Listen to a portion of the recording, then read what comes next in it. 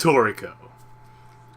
We're going to this week / last week because I got kind of busy. Yada yada. Enough of that. But 385 and 386. Zika zika boo. Zika zika boo. Brandino.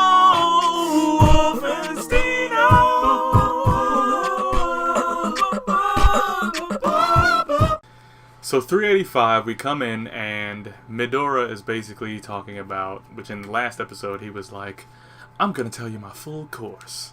And like, of course Joey is like, well, what else is out there? Like, we're about to get God. Like, it's nothing better than that. Like, what are you even talking about? Midora's like, my full course is not something that you can just consume. It's something that consumes you. So basically, the fight begins between Midora and Joey, and they're kind of going blow for blow, but Joey's using the last of her gourmet luck, or his gourmet luck, because I always say her, because technically Joey is Froze, just with another soul inside there. Anyway, so she's using the last of her gourmet luck, and she's using all these attacks, swearing that she's the greatest. Midora's like shrugging it off because he's like reminiscing. This is like back when I was reading Catching Up in Nanatsu no Taizai. It is reminiscent of when Meliodas and Bon were having their conversation about how much they love their significant boo things, and the enemies that were there were basically just like fodder while they're having their own internal conversation with each other. And like in this case, it's Midora talking about his past like full course that he can only experience once in a lifetime, because it is literally, his whole full course is just a mother's love. That's his whole full course. So as he starts like going down his list, which I was starting to like, as this list went on, I was like, man, like this is sad, but it's sweet, but it's sad, and it's kind of like he'll never experience this again because Froze's gone. Like, she's legitimately gone, and it's like, but they're fighting. You know, Joey's doing whatever attack, he blocks it. And he's like, first course, as he jabs Joey in the face.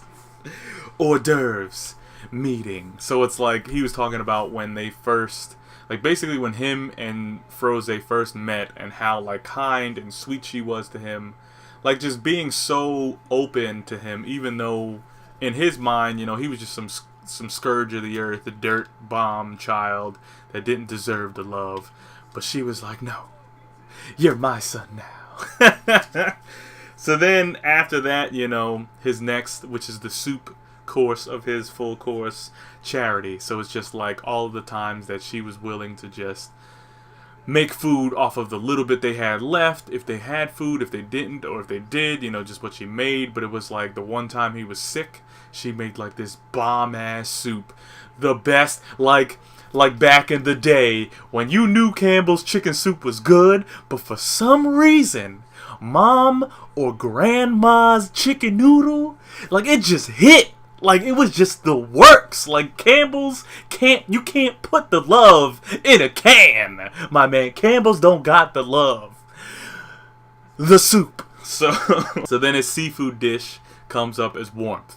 So, which I'm like, seafood dish, like how does that correlate? But it was just the idea of like when there was times when he was doubting himself, and she was just so caring and just like, come here, son. You got it. You can do it. You're my son, and I believe in you. Sorry, you seen my cheat sheet here. I believe in you, son. And the meat of his full course, the hefty dish, the dish that hits with the most weight, the mom forehead kiss. So it's like, at this point, you know, Joey's hearing all this crap, and he's like, yo, do you have like a fetish, my man? Like, you have some Oedipus complex? Like, why are you so into your mom like that? Like, ugh. But where I could see where Joey's picking this up, it's the idea of like, why is like this is the only thing that matters in your life? Like, there's plenty of other stuff out there, but like to Midora, like this was it. Like, he was a bum. Like, he was a small child in the wildest part of the hungriest part of the gourmet age. He's a child. Like, he doesn't have anything else. And for somebody to come in and just not even just show love, but to be so loving and so caring and so, like, it's almost like an intense love, but it's like a soft light. Like a soft light that is slowly warming you and heating you up. Because, like, right now, this freaking light bulb that's next to me, I'm on fire right now, ladies and gentlemen. I have both windows open in my room. I'm burning up right now by just this tiny light over here being on. So it's kind of like that small thing that just ignites your whole soul. So for him, you know, his meat dish was the forehead kiss.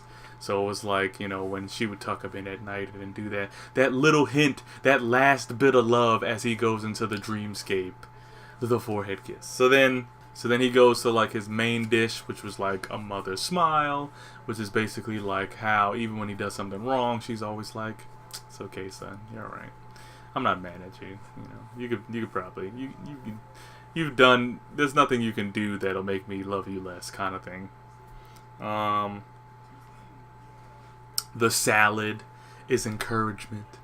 Her being the one to just be there and just be like, "You know what? Pick yourself back up." And he's like, "I can't do it, Mom. It hurts." And it's like, "You can do it, son." And he's like, I can. And then, like, the dessert was her teachings, which was basically like just, you know, her just passing down, like, specific types of knowledge and just being able to pass down that kind of caring and everything.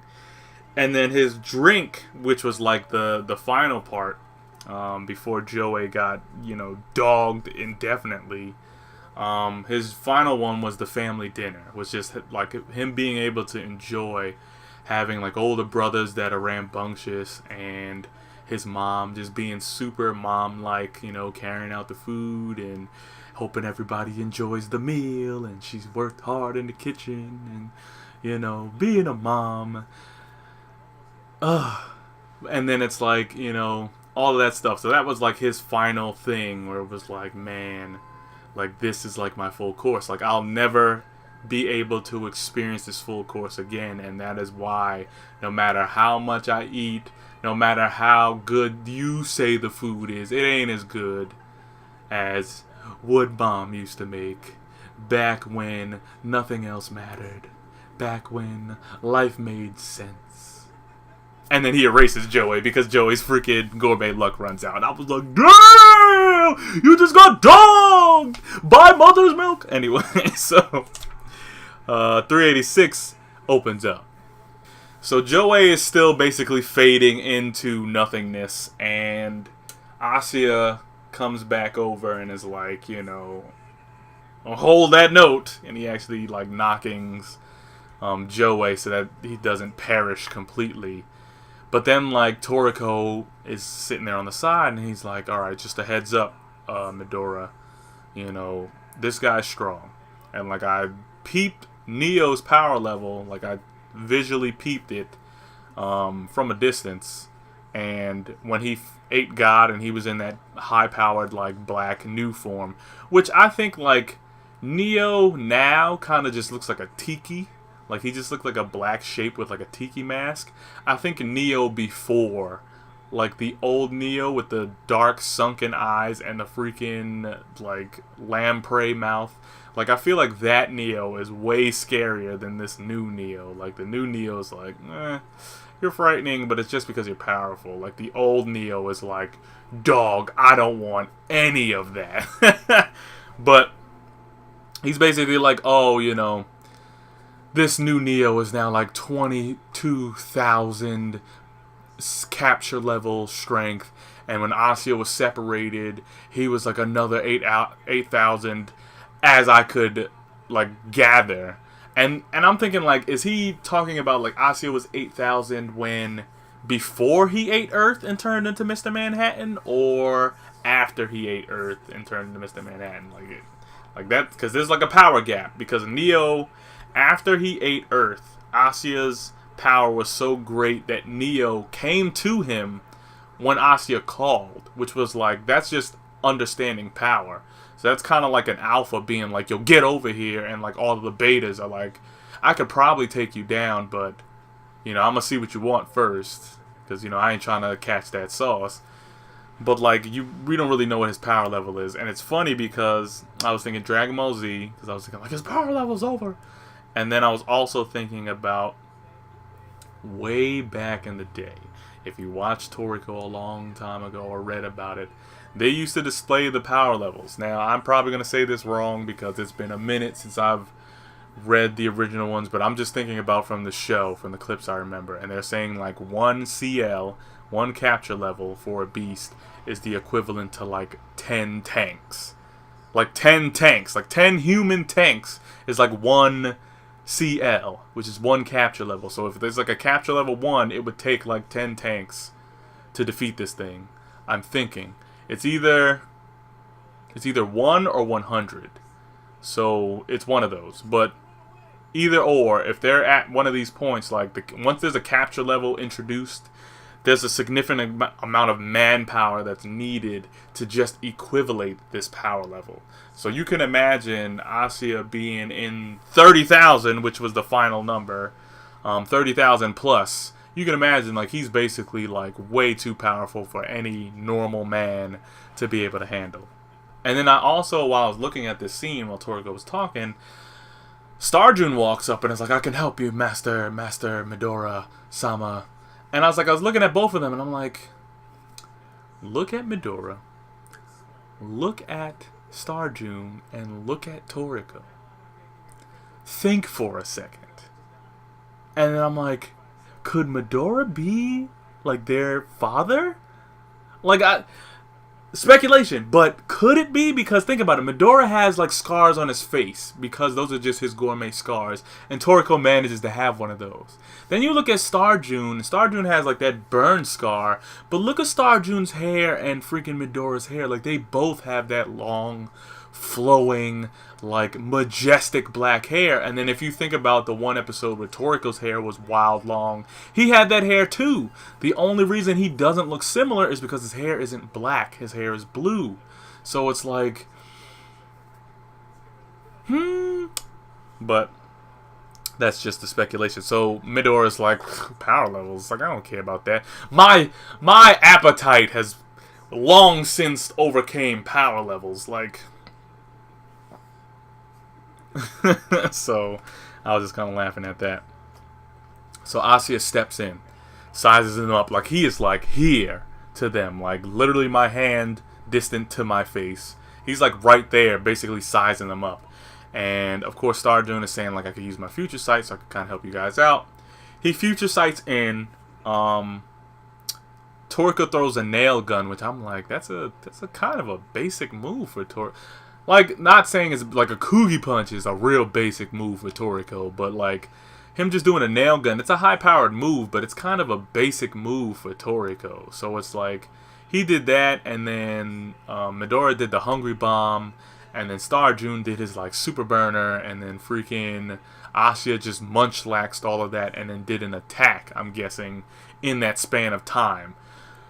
So because of that, STARJUN decided, since I saw that, he dodges. Like, he immediately dodges because he's like, he knows the attack stance and he knows it's about to come. The other two pick up on that and they're like, oh crap, yeah, we're going to have to freaking kick up. Because STARJUN saw some real shit. And if STARJUN ain't attacking, that means his next attack is going to be crazy.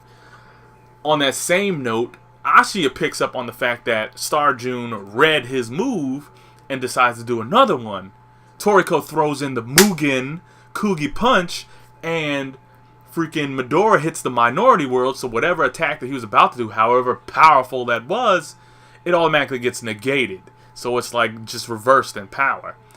Now, of course, I'm sitting there like, alright, Toriko just threw a Mugen at him. Like, that's gonna do some damage.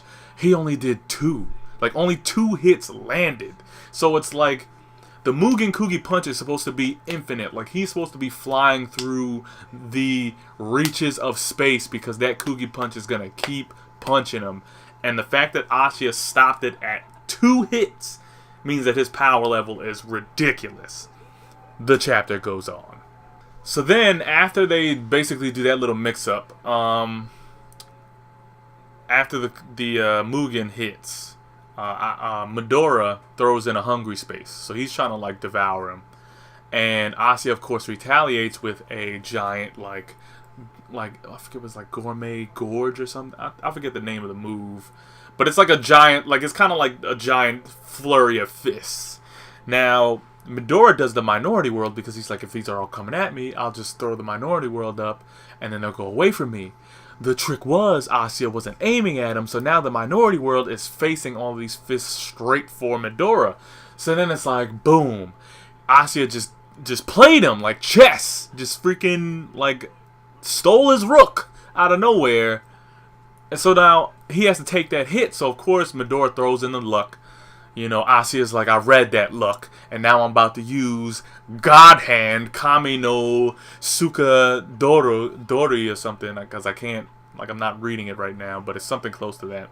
And basically he summons, like, Toriko and them are like these little pebbles in the palm of his hand. He summons, like, this God Hand to come up and crush them and everything.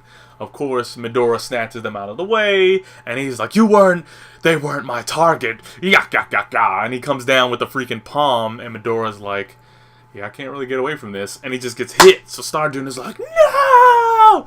Sensei! So then he's like, you know, super over the top about it. Now, after Asuya's now trying to take down Midora, basically the heavy hitter of the bunch, now he's going for Toriko because he knows Toriko has some latent abilities. And after he goes after Toriko, Toriko throws him with a jet fork and then a jet knife, which these are some powerful moves for Toriko. The fact that he's summoning the red demon arm to do it, which I'm thinking like if he summoned blue demon arm, then that would be crazy if he's doing a jet fork with blue demon. But he summons red demon arm, he does the jet fork and gets a couple hits off. Asuya's like, oh, that kind of hurt. Then he does the jet knife and slices. Asuya's like, oh yeah, that kind of did some, not enough, but you know, a little, like I felt that. But then they zoom out and you see that his jet knife just like cleaved like a slice of the Earth's crust. Clean off. I'm thinking like potato shaving, my man. Clean off of the crust of the Earth. So I'm like, yo, Toriko's jet knife is like wild powerful now. So Asuya's like not playing around no more. He comes in, just starts dogging Toriko.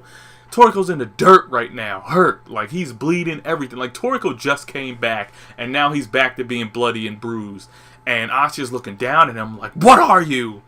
Now I saw that panel and I was like, that's not a face of anger, it's more of a face of like fear rage, as I like labeled it, because it's like, it's that kind of anger that kind of comes up when you're so scared that the only thing to do is to fight back. So it's like that, like you're quivering, but you're quivering in like adrenaline slash like fear kind of thing. So he's like, what the hell are you? And he's like, I'm not going to play around with you anymore. So he freaking comes up, tries to go for like a final blow, and basically is about to devour Toriko and add this power to his repertoire of strength. Out of nowhere, STARJUN saved the day. And I wrote at the end, like, he's biting into a starburst. Do you feel the juice? Like, it's so gross, but it's like, a good chunk of STARJUN'S body is gone now. Like, a whole chunk. Like, his whole midsection, I want to say from, like, nip down to, like, maybe his kneecaps is just gone. Eaten out of existence. Which I'm thinking, like, okay, as long as he still has his legs and he still has his upper body and they eat the right food, STARJUN could come back. Like, Toriko was able to freaking rebuild an arm out of nowhere. Like, it was the hardest process of his life, but he was able to bring an arm back after, like, a long period of time. So it's like, maybe STARJUN might be able to kind of rebuild his body. It'll take forever, but he could probably come back. But I'm sitting there and I'm like, this whole time looking at the chapter, because now the thing is over, I'm like, where's that third demon? Like, the entire time that this is happening. Oh, and of course Asuya's yelling at Toriko, like, how do you have this strength? Did you eat God too? And Toriko's like, nah, I didn't. I was waiting for somebody else to eat it first. And I'm like, bruh, Toriko slicing the planet. He didn't even have God yet. Son, Toriko is too OP, son. He's too strong. Like, these main character OP strength is out of control in Toriko right now.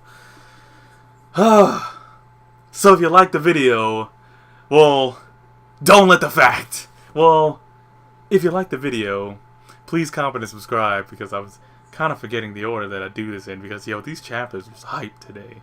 But if you like the video, please comment down below. Tell me what you think might happen. Tell me what you think is going on with that freaking third demon. Like, he popped out for a second a few chapters ago and just didn't come back.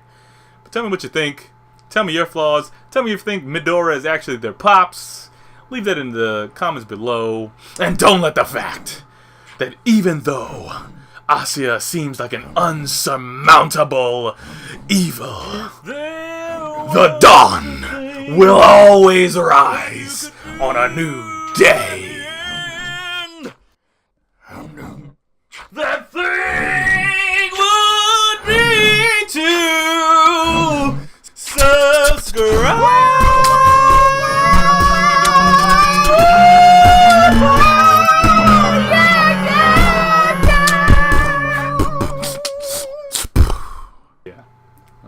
If you haven't seen them already, check them out.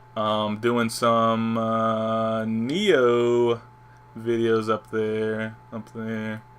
Got some Neo coming. Got some new No Man's Sky coming. I'm at this black hole now, which I have to actually update you guys when I put them up. But I'm at a black hole now, and I wanted to do some episodes after I finished it, but I had to go through the planets, and then I'm gonna get back on Child of Light. Also, Nanatsu no Taizai is coming. Gotta read that chapter. Gotta catch up in Boku no. Still haven't done that yet. A couple other things I gotta catch up in. Oh, and also Naruto 475. I watched it today. Good episode. Planting the hype. Kind of waiting for things to come. I'm not gonna say like it was a disappointment. It wasn't. It was very nice. It was a good episode. The animation was good, except for that one part where they were running. You'll know. You'll see it. When Sasuke's running, you'll see it. And you'll be like, But, you know, all I'm thinking is that they're lacking on the animation for some of these episodes, just so that this last fight is about to be on Naruto Sasuke fight, Naruto Season 1, basically. So leave your comments down below. Hope you check out those videos, and I guess I'll see you next time.